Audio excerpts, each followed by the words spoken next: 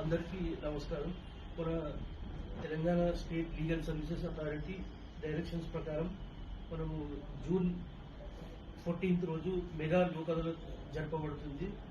దీంట్లో ఇప్పుడు మనం లాస్ట్ టైం కూడా ఈ మహబూబ్ నగర్ యూనిట్కి వచ్చేసరికి 17,431 కేసెస్ డిస్పోజ్ చేయడం జరుగుతుంది. ఈసారి కూడా అదే ఆ కేసులు అన్ని కేసులు చేయాలని చెప్పి అందరికీ చెప్పడం జరిగింది. మేము రోజు కూడా ఇన్సూరెన్స్ కంపెనీస్, బ్యాంక్ స్టాఫ్ మరియు పోలీస్ డిపార్ట్మెంట్ అందరితో కూడా రోజు మీటింగ్స్ పెట్టడం జరుగుతుంది.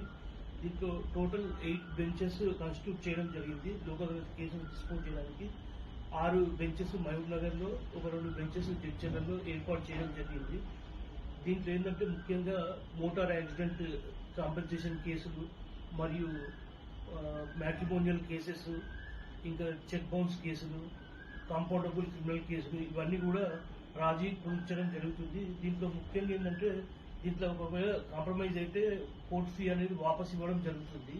మరియు దీనిపైన అప్పీల్ కూడా వెళ్ళడం జరగదు కాబట్టి ఆ ఇష్యూ అనేది ఇక్కడనే ఎండ్ కావడం జరుగుతుంది. కాబట్టి రాజీ మార్గమే రాజమార్గం అని చెప్పి దాని ఉద్దేశం, ముఖ్య ఉద్దేశం. కాబట్టి అందరూ కూడా ఈ లోక్ అదాలత్ లో ఎక్కువ కేసెస్ డిస్పోజ్ అయ్యేలాగా చొరవ చూపాలని చెప్పి అందరు అడ్వకేట్స్ కానీ లిటిగెంట్ పబ్లిక్ కూడా మేము అడ్వైజ్ చేయడం జరుగుతుంది. రోజు కూడా మేము మీటింగ్స్ పెట్టడం జరుగుతుంది.